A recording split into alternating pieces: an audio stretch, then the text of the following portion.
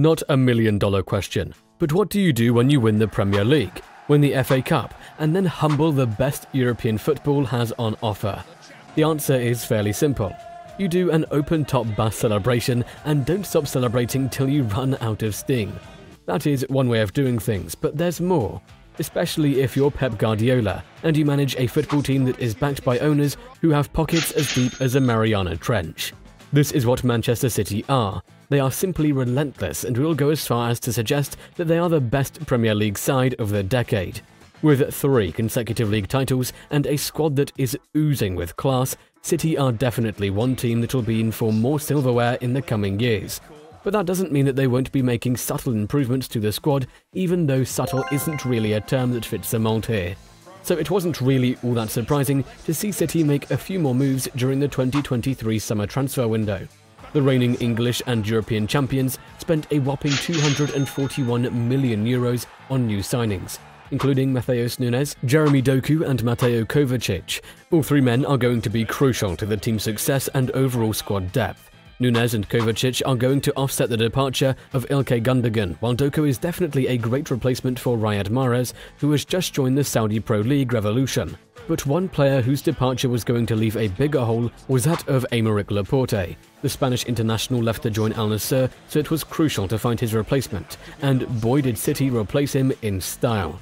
Harry Maguire would be thanking his luck that at least he would no longer be considered the most expensive centre-back in the world, because City paid €90 million for Josko Gvardiol.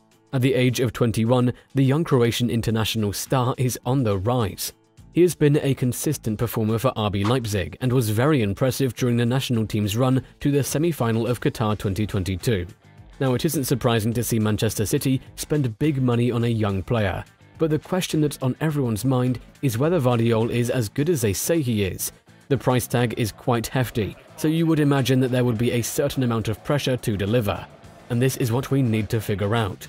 Despite being only 21, Gvardiol had already established himself as one of the best young defenders on the planet.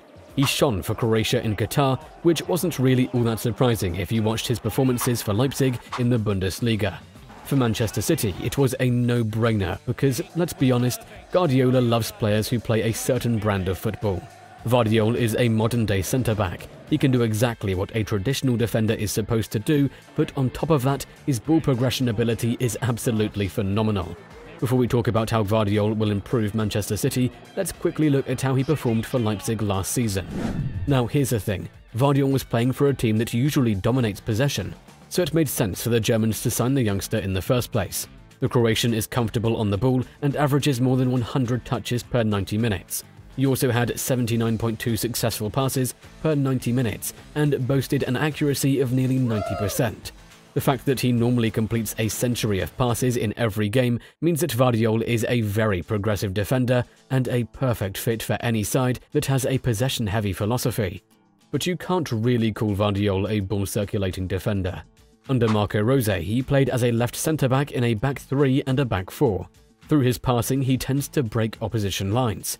He made around 4.5 progressive passes every 90 minutes in Germany last season, which totally eclipses a number of Manchester City's current centre-backs from last season, such as Ruben Dias, Nathan Ake and Manuel Akanji. Of course, the numbers are dimmed a little by the rampant pressing that you see in the Premier League, but the fact remains, Gvardiol is always trying to make passes that mean something. But once again, there's another reason why Gvardiol is the archetype modern-day centre-back. The youngster might be a very good passer, but when there is no good passing option available, he takes out another weapon from his pouch: ball carrying. Last season in the Bundesliga, the 21-year-old had 23 carries, which was more than any other player in the league except for Dayot Upamecano. When it comes to Gvardiol, it's all about progression and carries. The youngster happens to be a strong and powerful runner and likes to surge forward with the ball. This ability to maraud when needed is exactly what a team like City needs when it comes to unlocking stubborn defenses.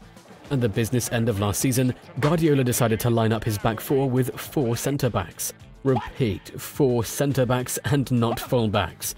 Why? Guardiola believes that having specialist centre-backs as full-backs allows his sides to do well in individual duels. This is something that he learned after seeing his fullbacks struggled against the likes of Bukayo Saka, Vinicius Jr., Gabriel Martinelli, Mohamed Salah and Sadio Mane. Quite ingenious, right? So now that they have Gvardiol, City have an embarrassment of riches. Now that they have a defender who knows how to operate as a full-back and is also a very good tackler. A centre-back and auxiliary left-back? Other teams should just throw in their towels and go back home, because City's left flank now seems to be covered for many years. Some might even say impenetrable. But one thing that Gvardiol will have to work on is his proclivity to make risky passes. We all know that Guardiola is something of a control freak, and he will make sure that his most expensive signing of the year is as composed as the rest of the players. At the age of 21, we have to say that Gvardiol has a great profile, and he's only going to get better. At present, he is averaging 59 passes per game, but is slowly understanding the demands of playing under Guardiola. We don't really see him truly coming into his own instantly, but as long as he settles down in a new environment and is able to replicate the form that made him so famous in Qatar, we're certain that he'll be making a case to start every game for years to come. There are certain areas of the game that he needs to improve on, such as aerial duels, crosses, and even tackling at times, but that will come with time. It is clear that the youngster is an ongoing project at the moment, and we would expect Guardiola to be patient with him. But by and large, City have done an excellent piece of business by bringing in a defender who has an extremely high ceiling and will define the art of defending for years to come. Do you guys think that Gvardiol is a Ballon d'Or winning type of centre-back?